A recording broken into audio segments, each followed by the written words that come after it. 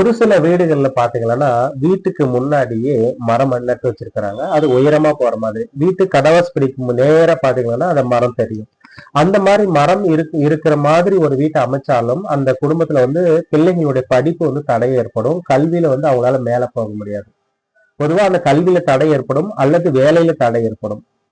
அது வந்து வீட்டுக்கு முன்னாடி மரம் இருக்கிற மாதிரி, இப்ப வீட்டுல இருந்து அந்த அந்த மரம் வந்து நம்ம வீட்டுக்கு நடுவுல பாக்குற மாதிரி தெரியும்.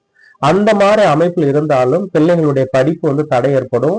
அந்த பிள்ளைங்க படிப்புல தடை ஏற்படுறது மட்டும் இல்லாம பிள்ளைங்களுடைய சிந்தனைகள் வந்து ஏற்படும். தவறான பழக்க வழக்கங்கள் இது போன்ற வகையில் வந்து மாட்டிக்கொள்ளக்கூடியது. தவறான வழியில போறது, தவறான சிந்தனைகள் இருக்கிறது. அதே போல வந்து அந்த வீட்டுல வந்து பாத்தீங்கன்னா எதிர்மறையான எண்ணங்களை கொடுக்கறது, தெய்வத்தினுடைய ஆற்றல் இல்லாம போறது, எல்லாமே அந்த மரத்தினுடைய பாதிப்பினால வரக்கூடியது. அப்ப நில வாசப்படிக்கு நேர் ஆப்போசிட்ல வந்து மரம் இருப்பது தவறு. அதுவும் உயரமான மரம் இருந்தால் இன்னும் பாதிப்பு அதிகரிக்க கூடும். அந்த மாதிரி மரம் இருக்குதான்னு பாருங்க. உங்க வீட்டுல அந்த மாதிரி இருந்ததுன்னா அதை நீங்க அப்புறப்படுத்துங்க. மரம் பொதுவாகவே வந்து பெரிய மரமாக இருந்தால் வீட்டுக்கு பின்னாடி வளர்ப்பது நல்லது.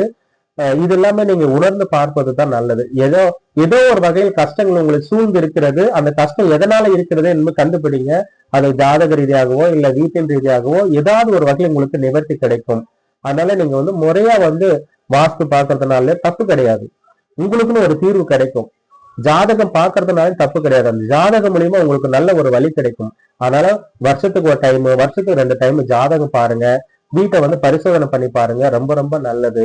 அதனால உங்களுக்கு ஒரு கஷ்டத்துல இருந்து ஒரு விரிவு கிடைக்கிறதுக்கான ஒரு முழு வாய்ப்புகள் இருக்கும். ஏன்னா ஜோதிடம் என்பது பாத்தீங்கன்னா மிகப்பெரிய ஒரு அரிய வகை பொக்கிஷம்.